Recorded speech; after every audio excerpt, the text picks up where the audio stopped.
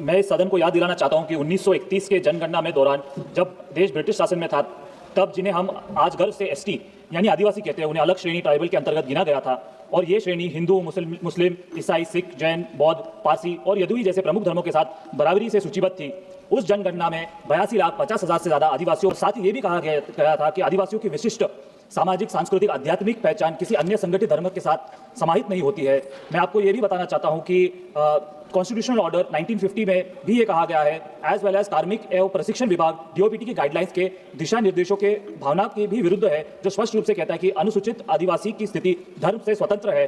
मैं आपको याद दिलाना चाहता हूं कि in the 2011 Ram Ratan case, the supreme court noted that the scheduled tribe in Madhya Pradesh like the Gonds have distinct customary and religious practices. Their customary laws govern their social life and not the codified laws. In 2020 also, the Supreme Court made an observation regarding separate Sarna religious code for the Adivasis. The Union government has acknowledged in affidavits that many tribals don't identify as Hindu but as Sarna followers or traditional animists.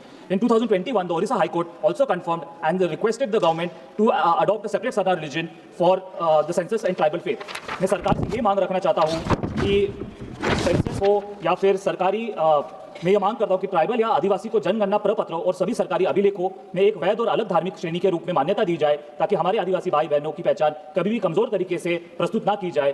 Bharat सरकार से आग्रह करता हूं कि हम अपने संविधान की भावना का सम्मान करें और आदिवासियों के सांस्कृतिक विलुप्ति से बचाएं और अपने उन पूर्वजों की विरासत का सम्मान करें, हमारे जंगलों, जमीनों और अद्वितीय जीवन पद्धति की रक्षा।